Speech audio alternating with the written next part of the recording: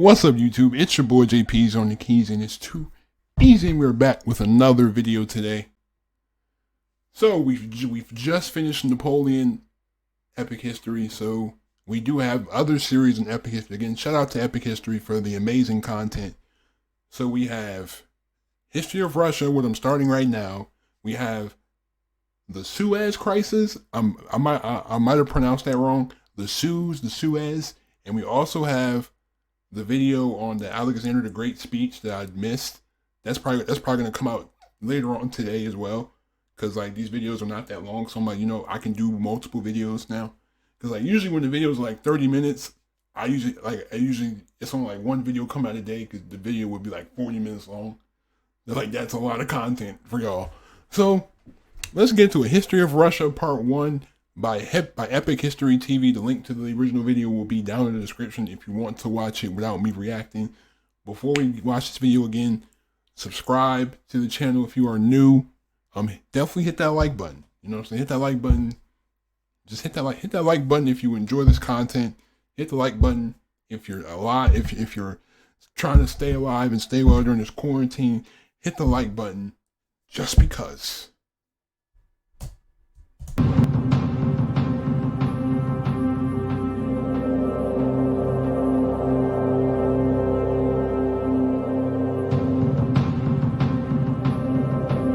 For thousands of years, the lands known today as Russia and Ukraine were inhabited by nomadic tribes and mysterious Bronze Age cultures. The only record they left were their graves. In the great open grasslands of the south, the steppe, they buried their chieftains beneath huge mounds called kurgans. The ancient Greek historian Herodotus called these people Scythians. Their lands were overrun by the same nomadic warriors who brought down the Roman Empire.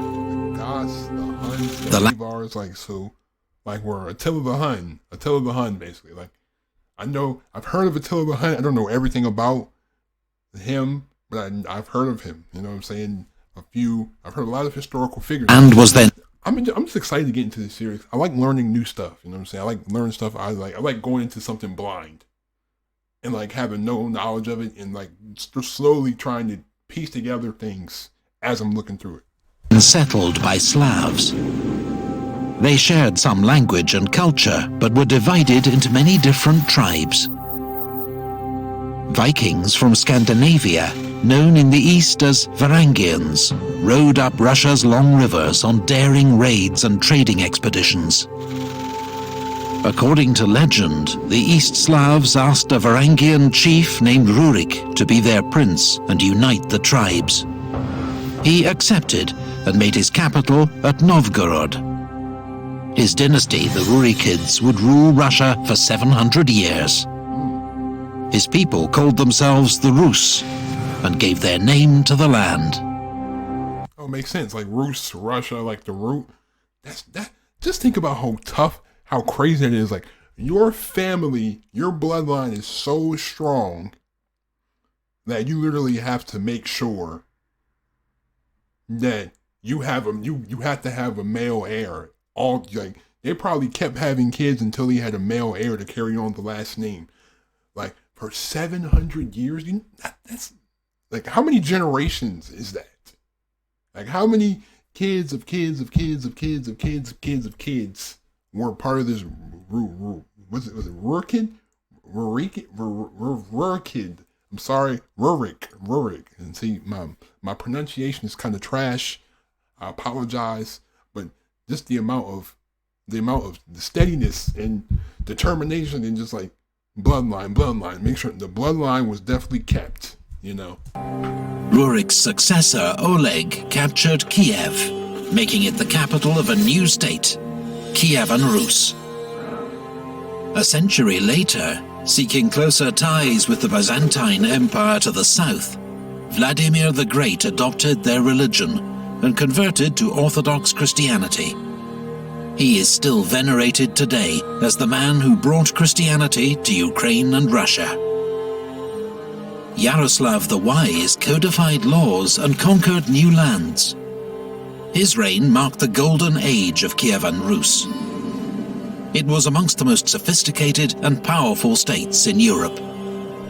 But after Yaroslav's death, his sons fought amongst themselves. Kievan Rus disintegrated into a patchwork of feuding princedoms. Just as a deadly new threat emerged from the east. The Mongols under Genghis Khan had overrun much of Asia. Now they launched a great raid across the Caucasus Mountains and defeated the Kievan princes at the Battle of the Kalka River, but then withdrew. 14 years later, the Mongols returned. A gigantic army led by Batu Khan overran the land. Cities that resisted were burned, their people slaughtered. The city of Novgorod was spared because it submitted to the Mongols. Its prince, Alexander Nevsky, then saved the city again, defeating the Teutonic Knights at the Battle of the Ice, fought above a frozen lake. He remains one of Russia's most revered heroes. I like this back and forth. The Mongolians had control of. I've noticed it's been a lot of like Asian dynasties, and like they've controlled so much. Like it was the Ming Dynasty. It was the one oversimplified episode we did on what dynasty was that? I forgot. I'm not just gonna say a random name because that wouldn't admit. Like, I forgot it was the Ming Dynasty. Like I said, then we had like the Mongolian Empire, and then like they just think about how much land that is to take over though. Like this is still huge. Like in terms of land mass, this is thousands and thousands and thousands and thousands of miles of land. They just go ahead and you bring an army of 1 million men, just take it over. Hey, if you don't like it, we're gonna burn your city. We're gonna kill your people. We're gonna rape your woman. Hey, if you don't submit, we're gonna do everything. We're gonna destroy the whole city. Like it wasn't no peace talks. This wasn't Napoleon. We wasn't trying to make no peace. We was coming to destroy you and kill everything in our path. The Mongols ruled the land as conquerors. Their new empire was called the Golden Horde, ruled by a Khan from his new capital at Sarai. The Rus princes were his vassals. They were forced to pay tribute or suffer devastating reprisal raids. They called their oppressors Tatars. They lived under the Tatar yoke. Alexander Nevsky's son, Daniel, founded the Grand Principality of Moscow, which quickly grew in power. Under the great Uzbek Khan, the Tatars converted to Islam. A rising power, the Grand Duchy of Lithuania defeated the Tatars at the Battle of Blue Waters and conquered Kiev. 18 years later, Dmitry Donskoy, Grand Prince of Moscow, also defeated the Tatars at the Great Battle of Kulikova Field.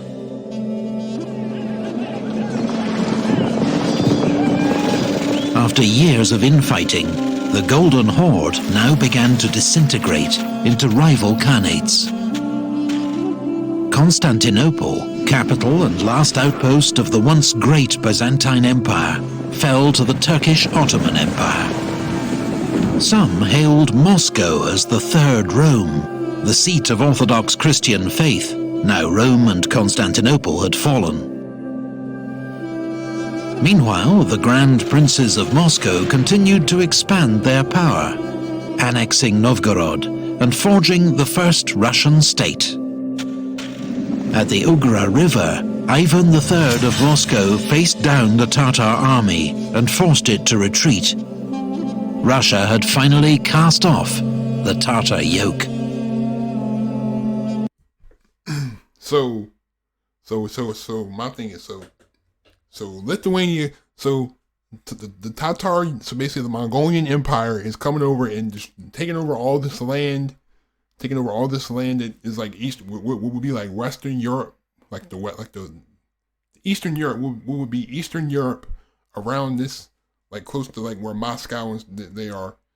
So then Lithuania comes out of nowhere, like they form up a huge army and they come in and they steal most of the land that was already there, and then Moscow, and then the people from Moscow come. They bring land up into the north, and then they fight off this huge empire that's had a hold on the that's had a hold on Russia for like a decade, for many years. See, I'm getting mixed up. Please forgive me.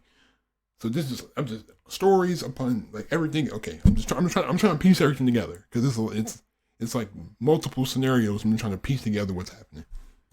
Under Grand Prince Vasily III, Moscow continued to grow in size and power. His son, Ivan IV, was crowned the first Tsar of Russia. He would be remembered as Ivan the Terrible. Ivan conquered Tatar lands in Kazan and Astrakhan, but was defeated in the Livonian War by Sweden and the Polish-Lithuanian Commonwealth.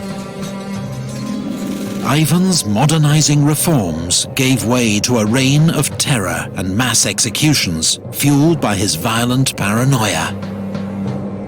Russia was still vulnerable. Raiders from the Crimean Khanate were able to burn Moscow itself.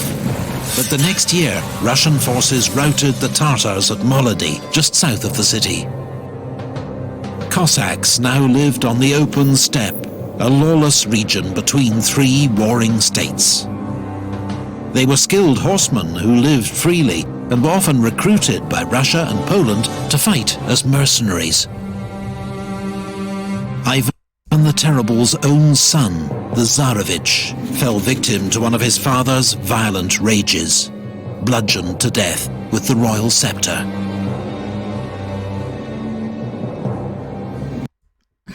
That's good. So these is basically just hired hitmen. Like the Cossacks are just hired hitmen, basically. Like, just think about how boss that is in the 1300s. No, was it 1500s? I think it said the 1500s. You riding around.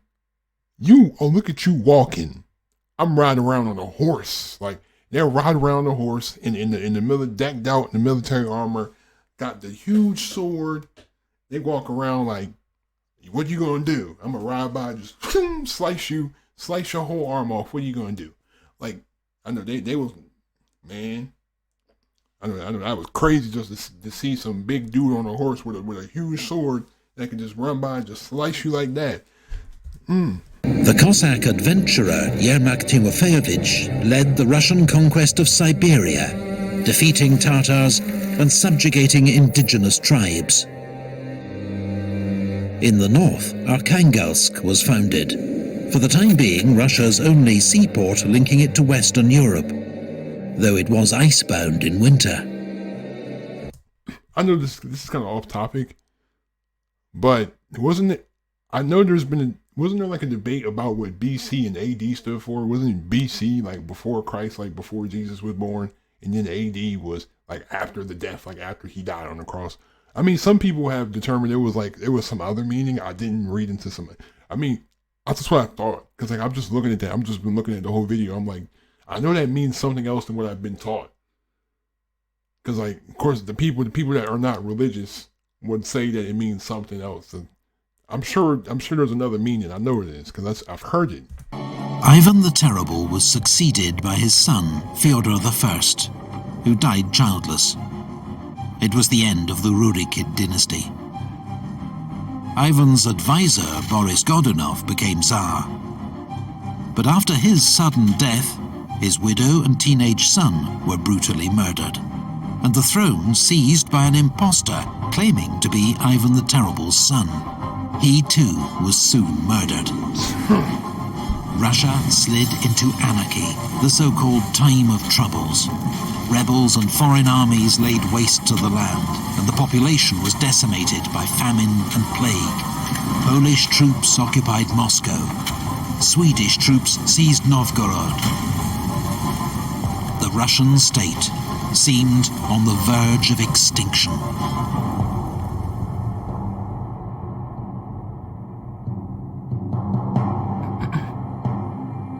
Okay, so The Tsar, so Ivan the Terrible has a son, Fyodor. Fyodor dies.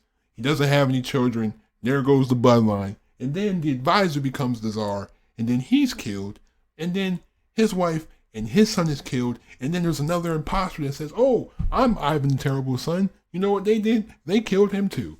So now they go into a like basically anarchy for 12 years.